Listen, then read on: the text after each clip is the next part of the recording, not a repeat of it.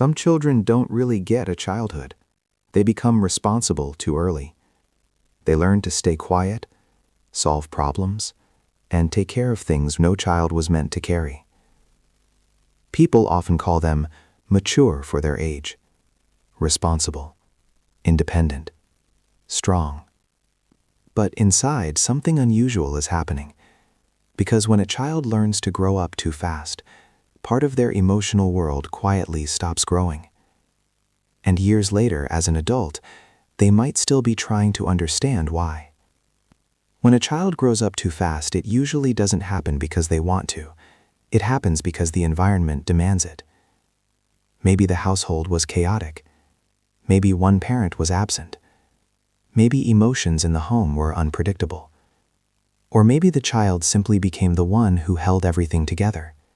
So the child learns something early. If I stay calm, things won't fall apart.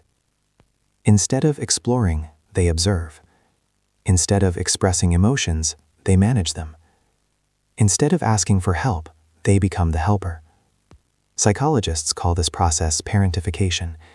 It happens when a child takes on emotional or practical responsibilities that normally belong to adults. Sometimes the child becomes the emotional caretaker. They comfort their parents, diffuse conflicts, keep the peace. Other times they become the practical caretaker, cooking, looking after siblings, solving problems. From the outside, it looks impressive, but internally the child is quietly learning something powerful about their role in the world. My value comes from being useful, not from being vulnerable, not from being taken care of, just from being needed. And that belief often follows them long after childhood ends. But here's something important. This pattern doesn't develop because a child is weak. It develops because a child's brain is extremely adaptive. When the environment feels unstable, the brain quickly searches for ways to restore stability. If being responsible calms the environment, the brain learns to repeat that behavior. Over time, responsibility becomes identity. In psychology, this is called adaptive coping. The child adapts in order to survive emotionally. So what looks like growing up too fast is actually something else. It's a child building psychological tools before they were meant to. Tools like emotional awareness, self-control, hyper-responsibility. These tools can become strengths later in life, but they can also create invisible pressures. Because when responsibility becomes identity, letting go of it can feel strangely uncomfortable. Which leads to a deeper question. What exactly happens inside the brain when a child grows up this way? The brain develops through stages. During childhood, certain emotional systems are still learning how to regulate stress, attachment, and identity. One of the most important systems involved is the stress response system, especially the amygdala and prefrontal cortex. The amygdala detects threats. The prefrontal cortex helps regulate emotions and make decisions. In a calm environment, these systems develop gradually, but in unpredictable environments, the brain speeds up certain processes. The child's brain becomes hyper-attuned to emotional signals, tone of voice, facial expressions, subtle tension in a room. This heightened awareness is called hypervigilance. It allows the child to detect emotional shifts before they escalate, but it comes with a cost. Because the brain spends so much energy monitoring the environment, it has less space for something equally important: exploration and emotional expression. Think of the brain like a house with limited electricity. If most of the power goes to security systems, there's less energy for play, curiosity, and rest. Over time, the child becomes very skilled at managing the external world, but they may struggle to understand their own internal one. Which is why many adults who grew up too fast later notice patterns like feeling responsible for everyone, difficulty asking for help, discomfort with vulnerability, or feeling strangely guilty when resting. None of these patterns are random.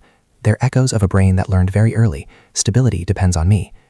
But the good news is that the brain remains plastic, which means these patterns can slowly change. Not by rejecting those early strengths, but by expanding beyond them. 5. Practical framework. If you grew up too fast, the goal is not to erase that part of yourself, it's to rebalance the system. Here are 4 principles psychology suggests for doing that. 1. Separate responsibility from worth. Many people who grew up too fast unconsciously tie their self-worth to how useful they are. If they are helping, fixing, or supporting others, they feel valuable, but when they rest, they feel uneasy. Example, you sit down to relax, and a voice inside says, I should be doing something. This happens because the brain linked achievement with emotional safety during childhood. Breaking this pattern starts with noticing it. Your worth isn't created by constant usefulness. Your brain simply learned that equation early, and equations can be rewritten. 2. Practice safe vulnerability. Children who grew up too fast often become excellent problem solvers for others, but expressing their own emotions can feel unfamiliar. The brain learned that vulnerability might create more chaos, not less, so it avoids it. Example: when someone asks how you're doing, you instinctively say, "I'm fine," even when you're not. Practicing small moments of honesty retrains the brain, not dramatic confessions, just small truths. Today was harder than usual. These moments slowly teach the nervous system that sharing emotions doesn't always create instability. 3. Relearn rest. For a brain trained in constant alertness, rest can feel uncomfortable, almost like something important is being neglected. This is because the nervous system became used to low-level stress activation. Psychologists call this chronic hyperarousal. The solution isn't forcing relaxation, it's gradually teaching the body what calm feels like again. Example: taking a quiet walk without music, sitting near a window with no task. These small moments help the nervous system shift out of survival mode. 4. Let others carry weight. One of the hardest habits to change is the instinct to solve everything yourself, but relationships become healthier when responsibility is shared. Example: a friend is struggling. Instead of immediately trying to fix the situation, you simply listen, or you ask someone else for help when you're overwhelmed. At first, the brain might interpret this as weakness, but over time it learns something new. Support can move in both directions, not just one. When you step back, something becomes clear. Growing up too fast didn't just change your childhood, it shaped the architecture of your mind. It taught you awareness, resilience, responsibility, but it may also have taught you to carry weight that was never meant to be permanent. The goal now isn't to undo the past, it's to create balance between two parts of yourself, the responsible protector and the curious child who didn't always get enough space to exist. Both parts belong, and when they finally learn to coexist, life begins to feel different. Children who grow up too fast often become adults who hold the world together for others. They notice things people miss. They stay calm when situations fall apart. They carry responsibility quietly.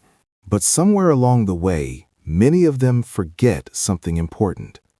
They were never supposed to carry everything alone. And slowly, over time, they can learn something new. Strength doesn't only mean holding everything together. Sometimes it means finally allowing yourself to be held too.